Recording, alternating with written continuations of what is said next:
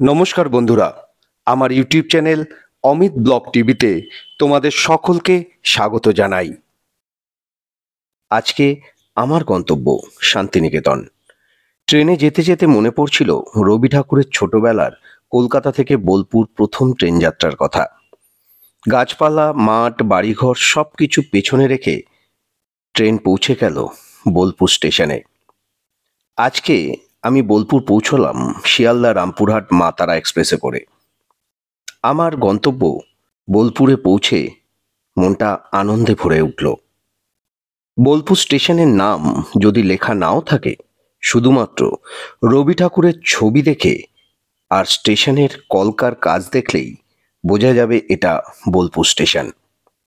আজ প্রথমে আমি যাব সুরুল রাজবাড়ি।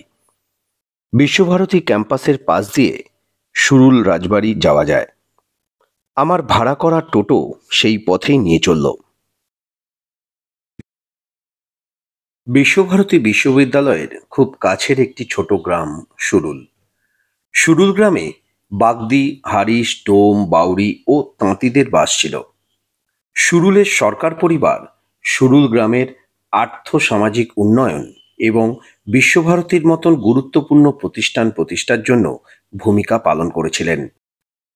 অষ্টাদশ শতাব্দীর সূচনায় ভারতচন্দ্র ঘোষ বর্ধমানে তার আদিবাড়ি ছেড়ে বোলপুরে বসবাস শুরু করেন। ভারতচন্দ্রের নাতি শ্রীনিবাস ব্রিটিশদের সাথে ব্যবসায় সফলতা অর্জন করায় ব্রিটিশ সরকার তাদের সরকার উপাধি দিয়েছিল। আসলে তাদের উপাধি ছিল ঘোষ, অর্থাৎ কিনা ভারতচন্দ্র ঘোষ এবং তার ছেলে কৃষ্ণচন্দ্র ঘোষ এবং কৃষ্ণচন্দ্র ঘোষের ছেলে শ্রীনিবাস ঘোষ। পরবর্তী সময়ে তারা উপাধি পেয়ে হন শ্রীনিবাস সরকার এবং তারপর থেকেই এই সরকার রাজবাড়ি বা সুরুল রাজবাড়ি। এই সুরুল রাজবাড়ি দুর্গাপূজার জন্য বিখ্যাত ছিল।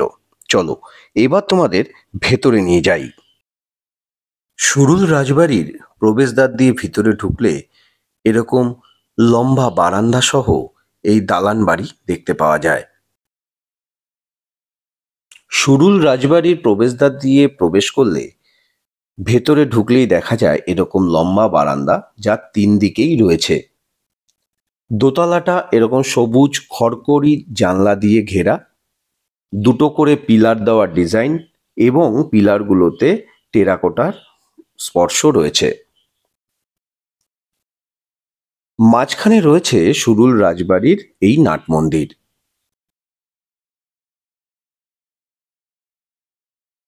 এই বারান্দা দিয়ে ঘুরে দেখলে মনেই হবে যেন দুর্গাপুজোর সময় এখানে একটা বিশাল আয়োজন হয়। এই দালান বাড়ির সামনের অংশ, এটা সাধারণত দেখে মনে হচ্ছে রাজবাড়ির প্রধানদের জন্য। এর দিকটা সম্পূর্ণই কিন্তু আলাদা অন্যান্য দুদিক থেকে।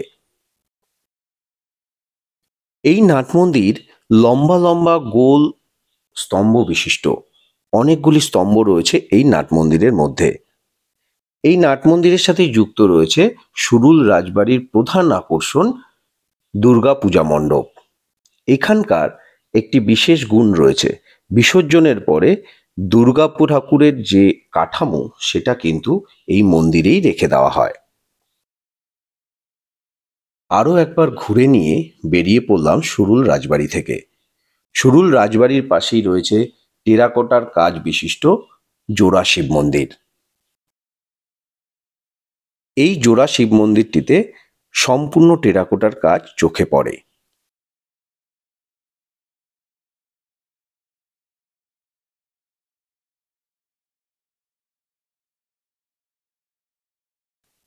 এখানেও একটি দুর্গা মণ্ডপ রয়েছে, এখানেও দুর্গাপুজো হয়।